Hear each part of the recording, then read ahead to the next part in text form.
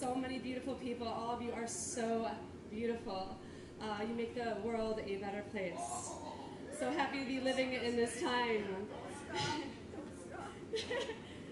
Our first guest to kick this off is someone who catches the ride always seeming to be in the right time, the right place, at the right time. He brings the Kerouac beat, merging Kesey and Cassidy, along with the Lucky Dogs, to the Twanger Plunger family. The way he weaves his story brings you inside the circle. You actually feel like you're there, and that the legends know who you are.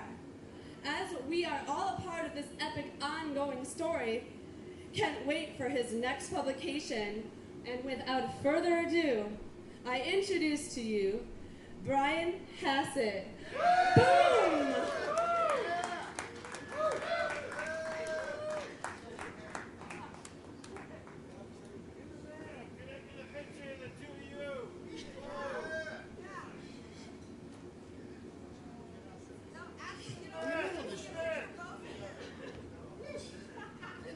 Start of the show. Okay, Gubba. 212 years ago, our forefurthers and pranksters brought forth upon this continent a new idea, conceived in liberty and dedicated to the proposition that all men and women are created equal and playful. Now, we are engaged in a great civil party, testing whether that notion or any notion so conceived and so dedicated can long endure. And we are met on a great field of is and ahs, and have come here to dedicate a portion of this year as a fitting respite from the madness of the madhouse of the nation we find ourselves in. And it is altogether fitting and proper that we should do this. But in a larger sense, we cannot dedicate, we cannot consecrate, we cannot hallow this scene. The brave men and women who pranked before us have consecrated it far above our poor power to add or detract.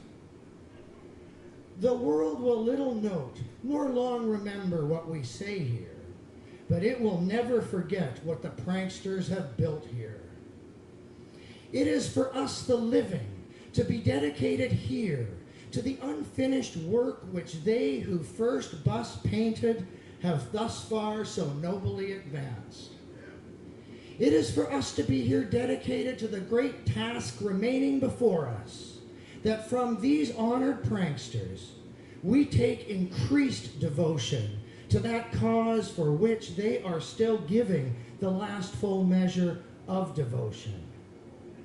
That we here highly resolve that Jerry and Jack and Neil and Kesey and Devonte and Gild shall not have died in vain, but rather that this prankster land, under all the great spirits, shall have a new birth of freedom, and that movements of the people, by the people, for the people, shall not perish from this earth. Welcome to Wonderland 3.0.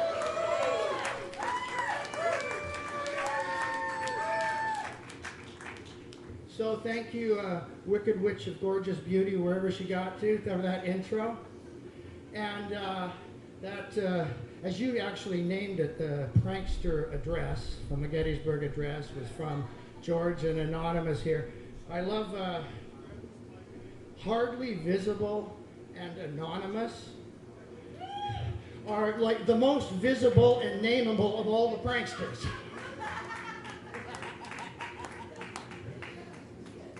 And I've also a shout out to our host and mastermind and gatherer of this whole thing, the Wizard of Wonder, who, there he is! He's in the room! He's in the house! The greatest GM in the business. We're all on his team. And I want to do a shout out to all the pranksters who built this scene before a lot of us got here. Eliza and Dante and Ashley and Avocado and Joe and Jace for the stage, and a bunch of people I'm forgetting have been working for months to make this place what it is, and they deserve a round of applause and support.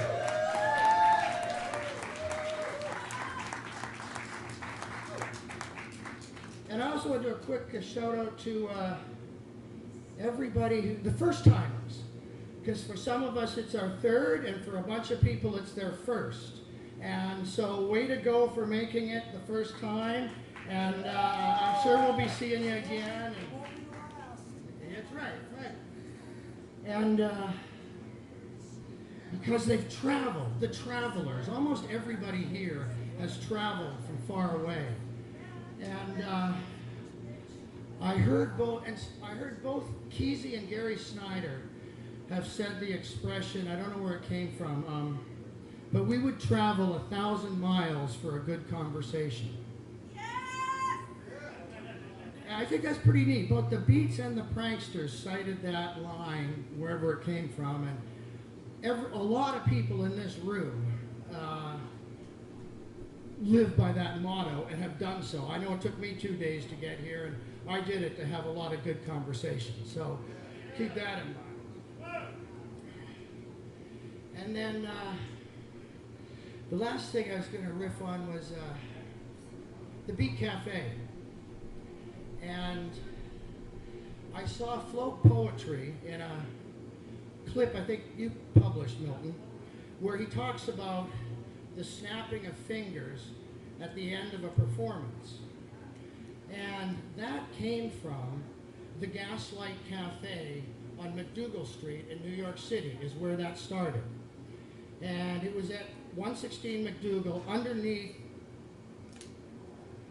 the Kettle of Fish, which is this bar that was Jack's bar back in the day.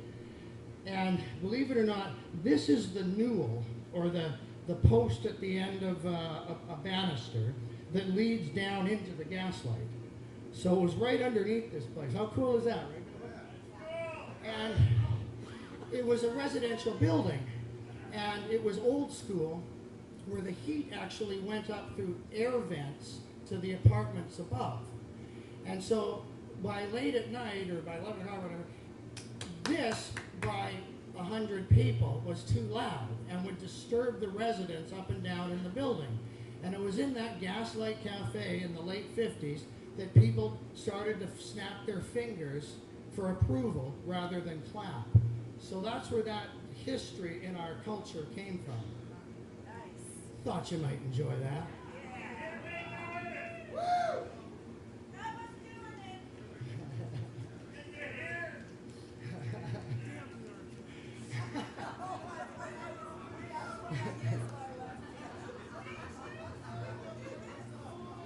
Okay, so the last couple times I was here, I did the thing from this book about when I first met the bus, Kesey's bus. This time, I'm going to do the bit when I first met Ken. The first moment I met him, and shortly after that, and all that happened there. Ah, yes. And then along comes Kesey. I was well into Jack, and this whole conference kicked that up a few dozen notches, like it did for everybody who was there. But the Chief and the boys, the Grateful Dead, those were the magic beings I wanted to come home with handfuls of. Kesey had this operating philosophy of having his rural home address and phone number publicly listed, because he didn't want to pull a pension, as he called it, but rather remain accessible to readers and the rest of humanity. Somehow through the pre-internet grapevine, I'd learned this inside trick before the conference and actually had written him a letter telling him I was coming. What a nut. But I was ballsy, and I found these happening dudes were way hip to straight up good energy. And this was one happening guy I had to meet. See also Kool-Aid Electric. Kesey and Kerouac had a lot more in common than just synchronistically sharing the same fiction shelf in every bookstore in the world. In fact, it's almost eerie how similar their lives were.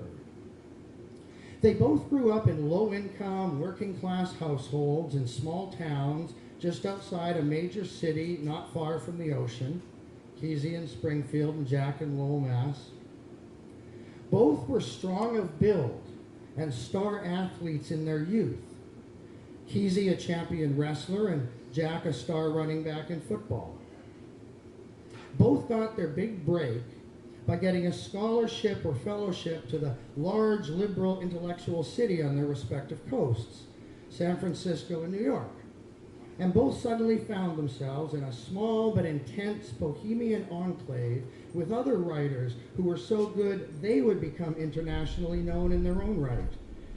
Kesey in the Perry Lane crowd at Stanford with Larry McMurtry, Wendell Berry, and McClanahan, Robert Stone, and others. And Kerouac in the extended Columbia scene that soon included Ginsberg, Holmes, Burroughs, Lucien Carr, and that lot. Both wrote an unsuccessful first novel about roughly the same subject. Small town boy goes to big bohemian city. Kesey's End of Autumn and Kerouac's The Town and the City. And with that out of their system, both exploded creatively, struck gold, and were forever defined by their second novels, One Flew Over the Cuckoo's Nest and On the Road. And in another cosmic karmic twist, just as their surnames appear next to each other on bookshelves, these two defining works are often sequential in alphabetical lists of major 20th century novels. On the Road, One Flew Over the Cuckoo's Nest. So they're side by side through life and literature. Both books had the exact same champion in the publishing world and ultimately their editor, Malcolm Cowley. And both were published by Viking Press. Both had the same editor years later at Viking Penguin, David Stanford. Both were represented by the same literary agent, Sterling Lord. Both ended up writing famous tributes to the other. Viking asked Kerouac to write the blurb for Kesey's Cuckoo's Nest, a great new American novelist. And Esquire asked Kesey to write the tribute to Kerouac for their landmark 50 Who Made the Difference golden anniversary. Both were into sparking the sparkling highs of marijuana long before it became popular. Both were involved in a community of artists seeking out mind-expanding drugs. That gets a cheer. Before those drugs entered the national consciousness. Kesey and company famously with LSD, and the Beat Crew pioneering the search for and experimental reportage on yahe or ayahuasca. And for men of letters, both had an uncommonly strong connection to the cutting-edge music of their time. Kesey with the Grateful Dead, and Kerouac with his passion for bebop, which saw him produce some of the most vivid descriptions ever written about the small club birth of that idiom. And both were driven by Neil Cassidy on the most pivotal road trip of their life. One thing Kerouac didn't do was organize large-scale acid parties and have people write a really colorful book about them, and have his house band evolve into the Grateful Dead, and light shows, and spontaneous street theater, and psychedelic art. As somebody on the magic bus trip I took across the country myself in 1978 put it, the whole counterculture of America spilled out of a house party at Ken Kesey's.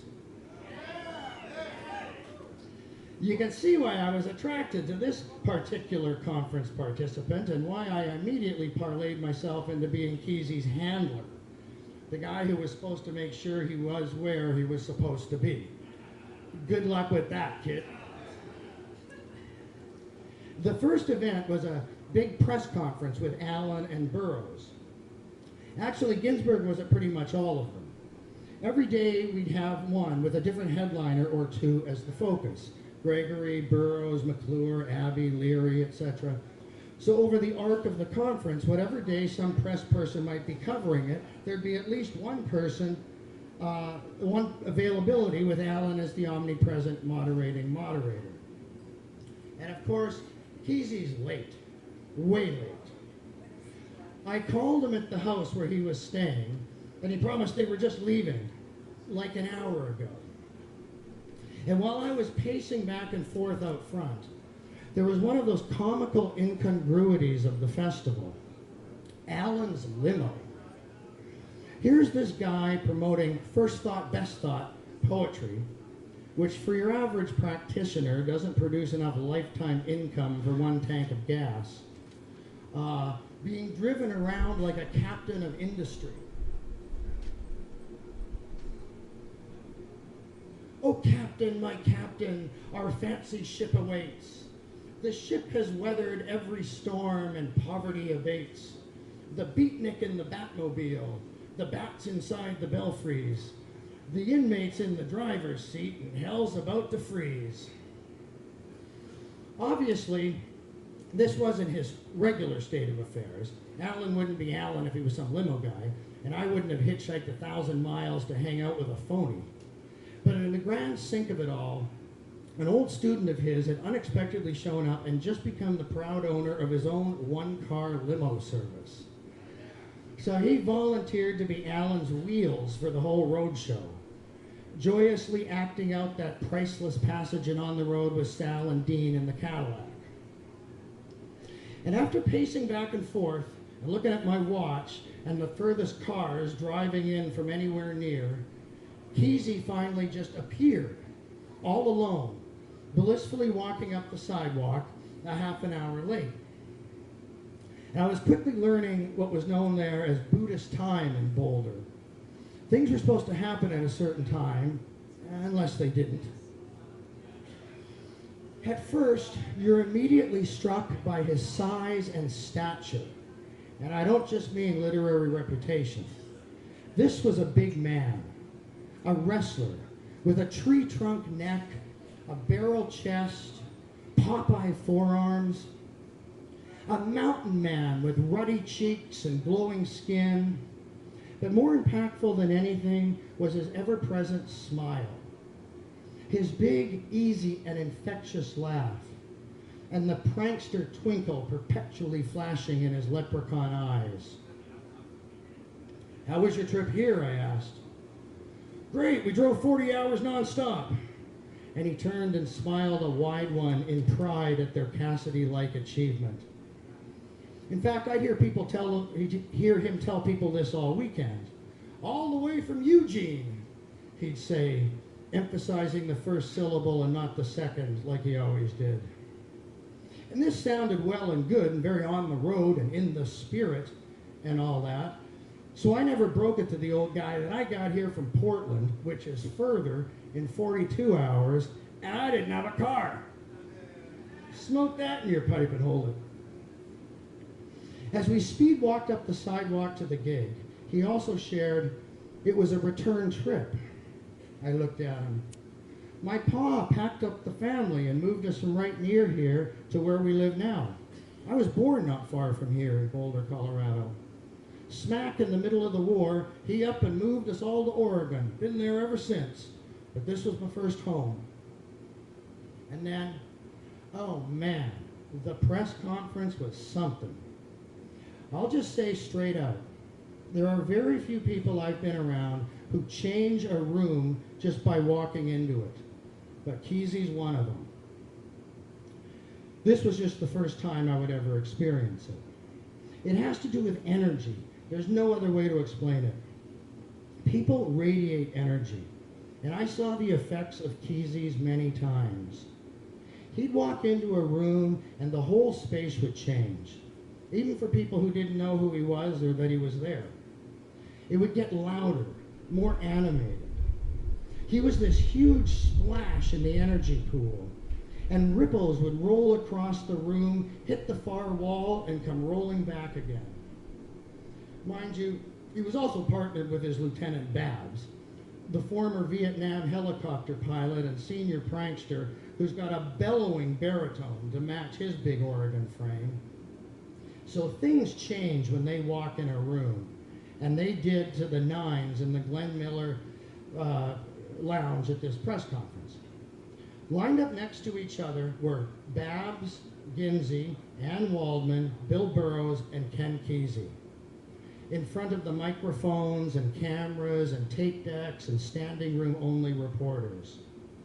The first question was to Kesey, and he was off, galloping with words and thoughts and obscure references and leaning forward into the questions, not sitting back in his chair, but playing the room, merging the audience and audience, just like the best magicians can do.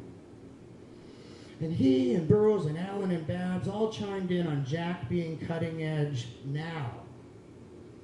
And then, as now, these assembled minds knew before the rest of us that we were at a turning point, that the decades-old disdain for Jack in bookstores and college curriculums and editorial pages was just beginning to change.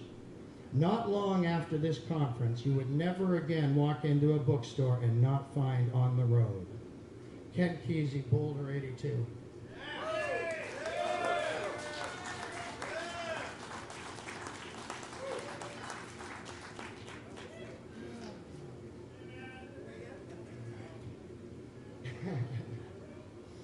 Okay, so Spirit was saying about looking forward to the next book.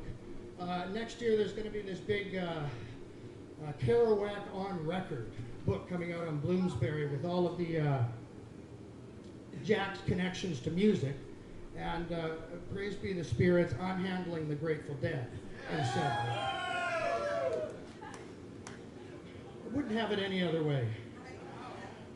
So I'm just going to read you a little excerpt from that, just a little 2 pages.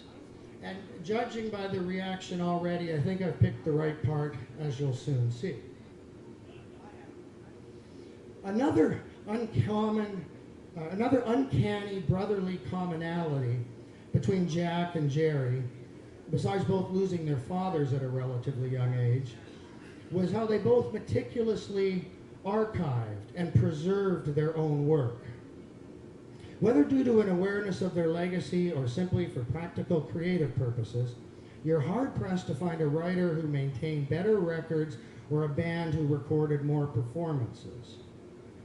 Jack regularly drew on his filing cabinets full of letters and notebooks to produce his next book, and the Dead would listen to how their alchemy sounded out in the room beyond the circle of players.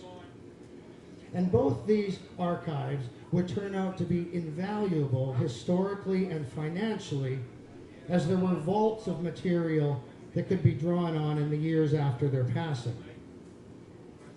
And then there were the drugs. Lots and lots of drugs. Miracle drugs. Drugs that could make you see through walls and time and space. Drugs no one outside small circles had even heard of. Drugs like yahe or ayahuasca that Bill and Alan traveled to South America to experience. Then wrote the yahe letters about, or mescaline that Aldous Huxley did the same with The Doors of Perception.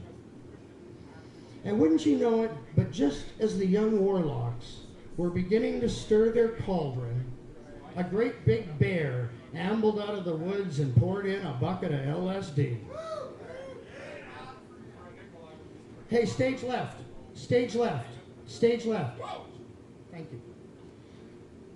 Both Kesey and Hunter...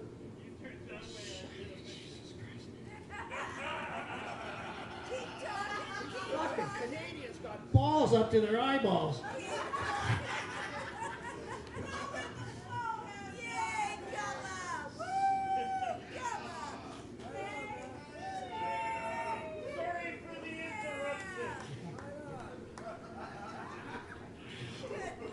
Got a crew.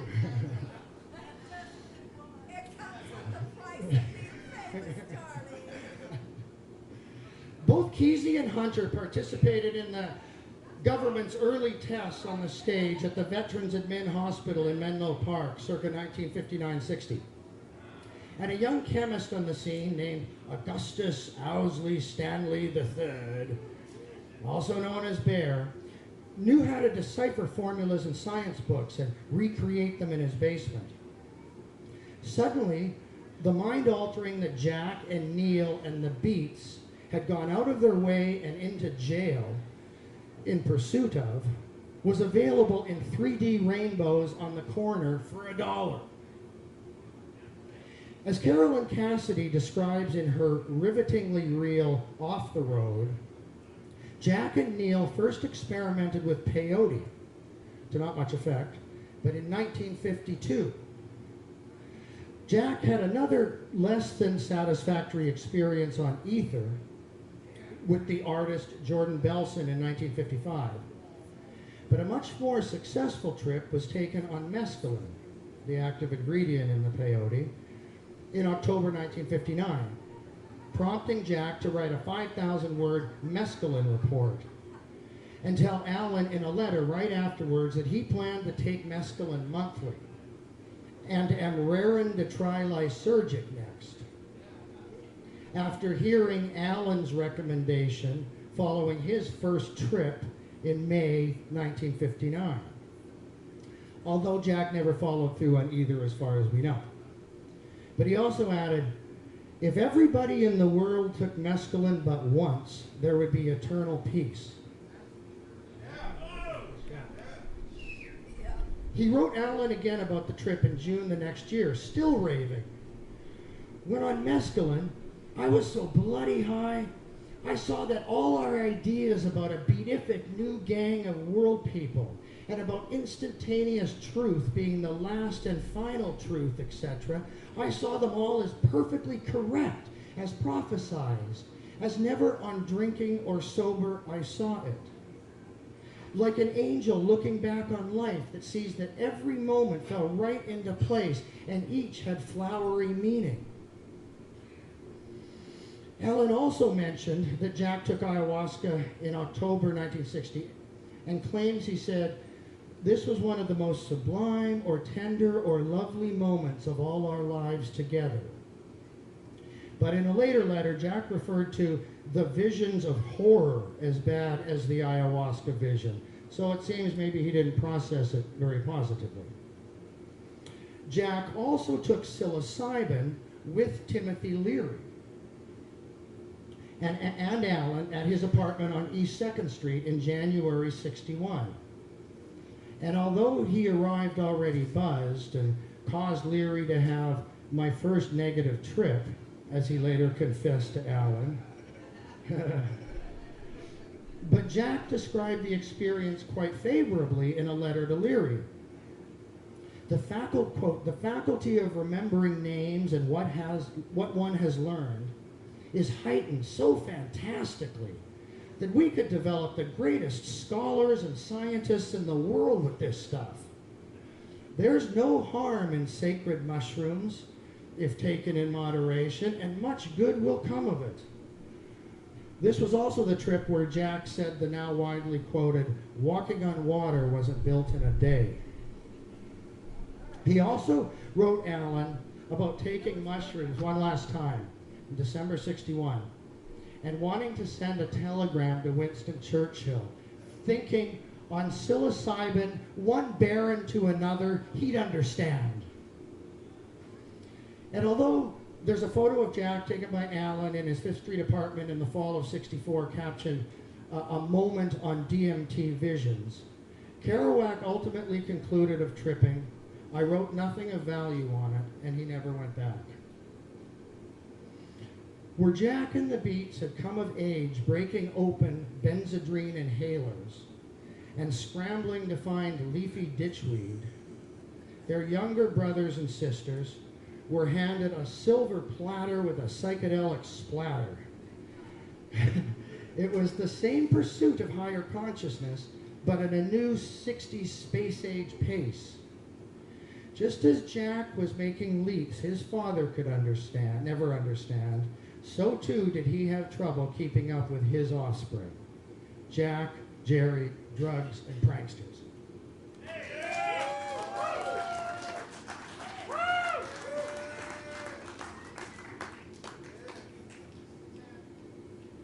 All right, here comes, this is the hard one, or one of the hard ones. I'm going to do something for you guys. I don't know anybody who's ever performed this live. It's from Old Angel Midnight. Oh, and a funny thing, if you ever see any of my copies of Jack's books, they're dog-eared. It look like they've been through the war. They've got pencil marks all over them and everything. But Old Angel Midnight and the Scripture of the Golden Eternity, I keep pristine. Never touch these. I barely even open the thing far enough to read it. They're such sacred texts. But there's one little part here, and here's something that Jack said about it. And why I want you to hear this. It's only a little 2-minute excerpt because this stuff is too hard to do. But this was him going to Finnegan's Wake. He wanted to stretch language as far as he could stretch it. And this will give you an idea of why he stands apart from other authors. Like Updike or Mailer could never do this kind of thing. And it was also important to know, I was going to read this Jerry thing.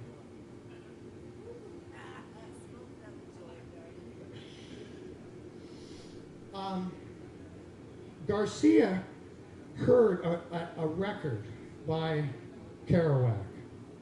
And for years I always assumed it was the Steve Allen Jack Kerouac record because that one was in circulation.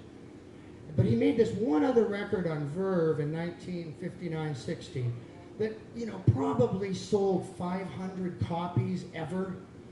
So I just always assumed it was the Steve Allen thing that he heard. But I came across this recently, the Jack record, and that's just him, no music.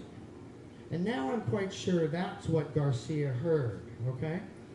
And so this is what Jerry said when this record was re-released by Rhino in 1990. This is Jerry on Jack. I recall in 1959 hanging out with a friend who had a Kerouac record. And I remember being impressed. I'd read his stuff, but I hadn't heard it. The cadences, the flow, the kind of endlessness of the prose, the way it just poured off the page. It was really stunning to me. His way of perceiving music, the way he wrote about music and America and the road, the romance of the American highway, it struck me. It struck a primal chord. It felt familiar, something I wanted to join in. But it wasn't a club. It was a way of seeing. It became so much a part of me that it's hard to measure. I can't separate who I am now from what I got from Kerouac. I don't know if I ever would have had the courage or the vision to do something outside with my life, or even suspected the possibilities existed if it weren't for Jack Kerouac opening those doors. That's Jerry Garcia.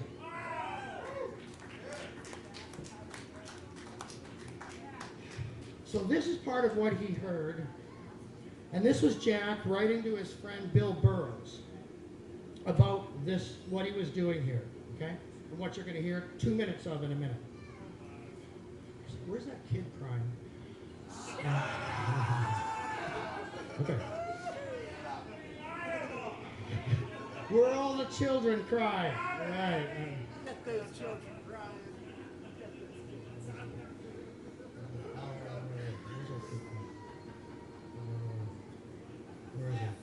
So, in America, when the sun goes down and I sit on the old broken down pier watching the long, long skies over New Jersey and sense all that raw land that rolls in one unbelievable huge bulge over to the West Coast, and all that road going and all the people dreaming in the immensity of it.